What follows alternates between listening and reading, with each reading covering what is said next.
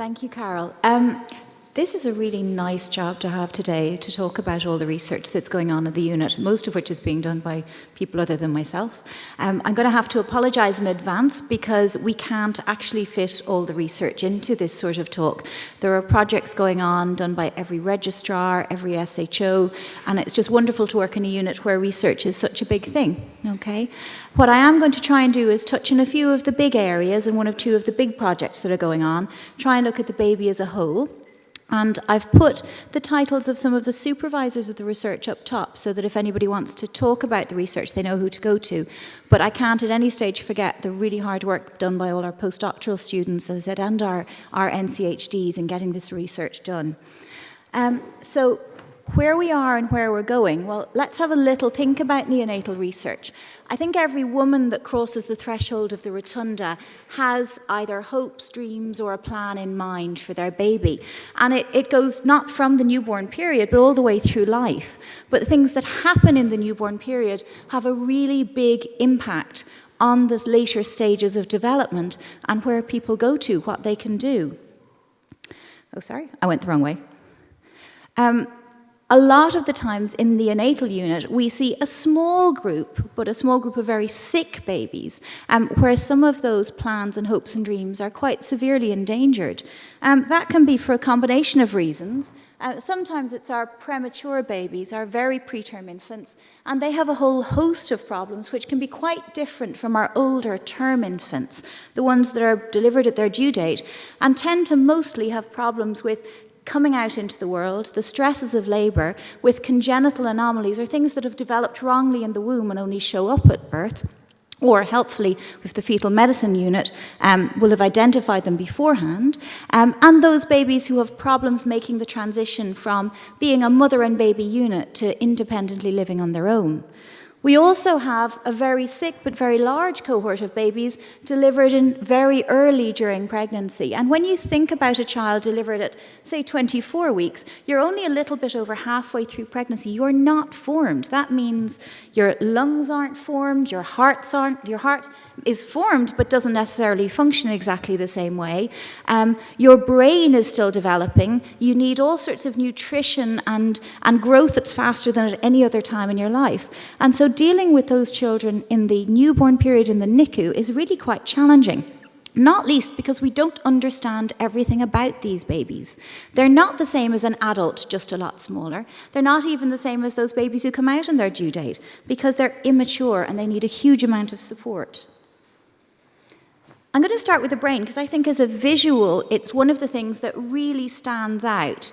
When we look at babies born at, say, 24 weeks, their brains look very different to the type of images you'll have seen of a brain. I think everyone in the room has seen a picture of a brain, a cartoon of a brain, a drawing of a brain at least. This is really different. In a 24-weeker, they have an awful lot of maturing, the brain has to fold, increase in size, function better, and all of this happens in the womb in a safe environment, hopefully, to turn us into creatures with a very complex brain that allows us to do a lot of the things we need to do to be human beings. However, little preterm babies, this will happen on the outside. And when a preterm baby is born, suddenly they have to deal with infection, they have to deal with inflammation, they have to deal with big bleeds that happen in this very immature brain that affect them later on in ways that you can't even anticipate in the newborn period.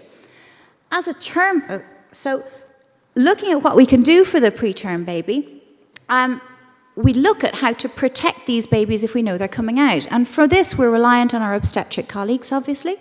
They give antenatal steroids and also treatments such as magnesium that are shown to help the outcomes in terms of brain in preterm babies. Magnesium has been shown to reduce the incidence of cerebral palsy. One of the studies that's going on in our unit at the moment is looking at sort of subtleties of giving magnesium to pregnant mums before their babies come out to see if when the dose is given has an effect, to see if it affects the babies, and to see how it affects other maternal and fetal outcomes other than brain. One of the other big problems that preterm babies face in their immature brain is they have a real tendency to bleed and to get quite devastating bleeding injuries. The reason this happens is because in the immature brain, some blood vessels are actually bigger and much more fragile than they are in older individuals, and because their hearts and lungs and the other aspects of their system are immature, they can actually have surges of blood flow to these immature blood vessels that then bleed. And some of these bleeds can be quite devastating. This is a picture of a baby with a normal baby brain at around about the 24 weeks, and there's dark areas which represent fluid, and here you can see white areas which is bleeding into the fluid spaces. And that is a worrying issue, but for most children they'll recover well from that. However, in this side you can see that there's fluid spaces and very, very large areas of blood, and that's actually a brain injury that has happened, okay? We want to know about this because a bad, severe intraventricular hemorrhage or brain bleed is something that can have a devastating effect on a baby and lead to long-term, very serious problems, including cerebral palsy. One of the questions that our research groups in the Rotunda have looked at is whether or not there are other factors like bleeding and the tendency that babies have to bleed that affects this. So one of our colleagues, Elaine Neary, who's just finished her PhD, looked at babies clotting, because we've known for years that baby clotting in preterm babies, the measurements we take, which measure some aspects of how your blood clot, seem to be very abnormal compared to adults. But she's done research over a 2-year period showing that even though those blood tests look like they're prolonged, in fact, the baby's ability to clot is perfectly normal. And so for years we've been giving children blood products to try and prevent bleeds, whereas actually the evidence for this is not nearly as clear as we've thought before. After babies have bleeds, they can often develop an increase of fluid in the brain, what's colloquially known as water on the brain, but we call hydrocephalus. And some babies seem to get extension of their fluid spaces, which stretch and damage the important nerves in the preterm brain. What makes it difficult to interpret what this means is the fact that we haven't actually for years understood exactly what's normal in our little preterm babies. Studies from the 1980s, before our smallest and most vulnerable babies survived, had measurements of what fluid spaces, these are the same sort of ones as we would have seen in the last picture, should measure. But actually, in a term baby, they're nothing like that. So you can't extrapolate information from older children. But what we've done is prospectively looked at babies to see what's normal, to try and distinguish them from babies where fluid spaces are getting too big too fast, and you need to call in your neurosurgeon.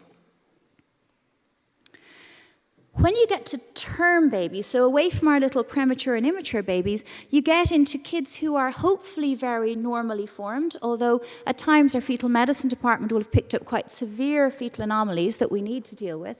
But some of those term babies do get into trouble around the time of delivery, or frequently before delivery has ever happened. And that leads to encephalopathy, which is a brain dysfunction, and some of the time it's due to either a loss of oxygen or a loss of blood. Okay? These things are very difficult to predict. It's very difficult to identify which babies are at risk, but it is a major cause of cerebral palsy in children as they go forward, and it does get in the way of those mothers' dreams that we first looked at. So some of our Dr. Hayes and colleagues, and it's now Adam Reynolds who's taking up his MD to do this,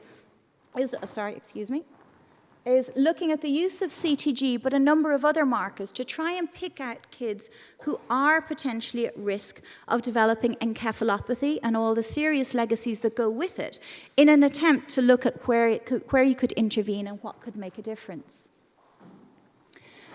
But even in utero, that's a safe environment for a baby compared to out with us, despite our best efforts. That even in utero, sometimes babies aren't growing right. Sometimes there are other things going on. And Mike Boyle, who's just joined as a consultant now, has done extensive work looking at growth-restricted babies and how their MRIs, their structure of their brain looks once you get to term, and how they differ from babies who haven't had growth restriction and have had a more ideal in utero environment. We've known for a while that the growth restriction can be associated with neurodevelopmental problems. And this work is completed now, being submitted for a PhD, and it's also a lovely example of how work has liaised with our Perinatal Ireland colleagues, because this is a follow-up study to provide information on babies that have already been studied during the pregnancy. Moving on from the brain to the heart, and Dr. Allopathy is going to talk to you about later on about a lot of his work. But there are some fundamental questions when you come back again to our preterm babies, okay? In our preterm babies, while we've spent many years learning how physiology works, how the heart pumps, how the circulation works, some of the responses in preterm babies, particularly those 24-weekers that are only halfway through their growth development of their organs, it's quite different to older patients. And so he's looking at what is a normal cardiac function in preterm babies. Does the heart pump in the same way? Because there's some evidence that it doesn't quite work in the same way. And if it doesn't appear to be functioning well, is Dr. Allopathy is the lead in the HIP trial, which is looking at drug therapies to improve that and whether or not they work. What's interesting is these are drugs that have been in use for many, many years in the neonatal intensive care unit. But as often happens, it takes a second look to look at how well our treatments are working. In addition, babies aren't straightforward in how their circulation works. Babies go from being entirely dependent on their mothers and being almost a baby and placenta unit to surviving on their own. Babies in the womb are quite blue, and some of our term babies find problems transitioning from that blue circulation, where they're not needing a blood supply to their lungs, over to a normal newborn pink circulation. And some of our term babies get into quite serious problems with a failure to transition in the short term. Thankfully, these children will do really well within the first week of life if you can get them to transition and keep them there, but they require an awful lot of intensive care to get them there. And so Afif et al. Are looking at the MINT study, which is a study looking at milrinone, a drug that's been in use for a while, to see how it treats PPHN, because it sounds like a very useful adjunct in some of our most ill babies that we encounter. Premature babies tend to do okay in the transition from blue to pink, but in the first few days of life, most term babies make little changes in their circulation, little hookups that have been keeping them going in the womb that then close over. And unfortunately, although they close very well in term babies, these little junctions, called a patent ductus arteriosus, can stay open in the premature babies. And because they're not designed to be open, in some children can cause problems. And so some of the other circulatory research going on is how to predict the short-term outcomes for babies who have this patent ductus arteriosus, where this change doesn't happen or doesn't happen for a while. And also look, there are treatments available for ducts. A lot of them close for themselves. So which babies should be treated? How should we accelerate a process that might happen anyway? From an infection point of view, and I know you've heard a little bit about the GBS, thanks to Maeve and the intrapartum testing for GBS before, infection is a massive issue for premature babies. And we're and term babies, and we're very conscious of it because the ethos is always there, is this preventable? Is there something we can do for it? And there are preventable or at least treatable issues with infection that we can intervene and we can make a difference.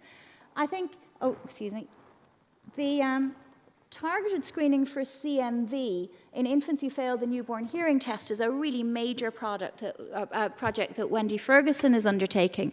I think there's loads in the media or in social media about Zika viruses in Brazil and serious problems with small heads and head growth in babies. The reality is that for a very small proportion of babies in Ireland, CMV, which is a common flu-like illness, can have similar effects, and it can affect hearing loss going forward. The good news about CMV, though, is that treatment may modify the effects and actually improve babies' outcomes. And so finding these children is really important. So this is a major study, as CMV can present with hearing loss, looking for children who fail newborn hearing screening anyway to see if they have CMV, because there's potential for improving their outcomes. She's also looking at long-term outcomes after congenital toxoplasmosis screening. Toxoplasmosis is a much rarer condition, but it can have very devastating brain injury. And trying to look at the effects of a piloted screening program to look for this in children in Ireland and try and see what the long-term benefits of knowing about it are is hugely important in planning our screening going forward. You know, taking a little bit further along, I focused a little bit on the neonatal ICU stuff and the immediate neonatal period because that's our main areas of interest. But what we're trying to do is preserve babies who are healthy through a healthy childhood and right through to a healthy adulthood where they can achieve their potential. And developmental follow-up studies are absolutely vital because we do so many complex things to babies and so many complex things happen that we need to know what the effect is on them going forward. A newborn baby will, eat and sleep. By 6 weeks, you can say they'll smile at you, hopefully, and watch their moms. But you can't tell yet what they're going to be able to do. So formal, structured neurodevelopmental outcome, particularly after trials, is really, really important. So the first study was looking at discordant twins. This was done by Cecile Halling under David Corcoran's supervision. And they looked at the effects of discordant growth in twin pairs versus the effect of just when they were delivered. And they did very structured Bailey's and ages and stages questionnaire to really look at the detail of how those children were affected in their development. Similarly, Malika, who's here in the audience, has just finished her MD work looking at growth-restricted babies and looking at how their development is at 2 years. And what's really nice about this study is, again, it's taking obstetric work, building through Mike Boyle's MRI work, and then taking it forward to the real outcomes at 2 years of age for babies. Multicenter trials, really, if you're going to try and generate a really good evidence base, you need to work with other people. So at the moment, we're involved in 3 multicenter trials. We're involved in the HIP study, which I mentioned earlier, which is asking a really important question about inotrope use and blood pressure support in babies. We're looking at the ANSWER trial, looking at babies who seize. When you would think that when you look at a baby seizing, you'd be able to easily determine what's happening. But if you ask experts, you'll find a lot of disagreement about whether or not a child is undergoing a seizure. And so this is look at automated seizure detection algorithms. And finally, our nurse practitioners are involved in what I think is one of the first ANP collaborations internationally to look at endotracheal tube placement, looking at the placement of the critical airways for ventilating small babies. We're also involved in a number of Cochranes at the moment. We've got 3 ongoing Cochrane trials or Cochrane meta-analyses in the unit at the moment, and they're trying to look at synthesizing the evidence that's already there. Okay, and hopefully we'll be able to come up with some answers on things like heliox, which is a lightweight gas used for supporting breathing, on the idea of late surfactant, moving away from early surfactant to mature the lungs, and then using blood products to try and avoid IVH. I put this slide up when I'm finishing now. I'm a little over, I know, just to remind me that, I've put a few names up here. Those names are more points of contact than anything else, but they don't reflect the MD and PhD students that have done massive amounts of work, the registrars, the SHOs that have done massive amounts of work. They don't reflect the nursing staff that had facilitated trials and studies. There are a huge number of people involved in all of this work, not least the most important, who are the parents and the babies, and it really says something that parents entrust us with their babies and allow us to do this research. Also around the edges, none of this would be possible without the support of the Rotunda Hospital, without the support of the RCSI, and obviously friends who have helped us get a lot of this work started and are helping us get a lot of work started going forward. There's loads more to come, but I've run out of time, I think. Any questions?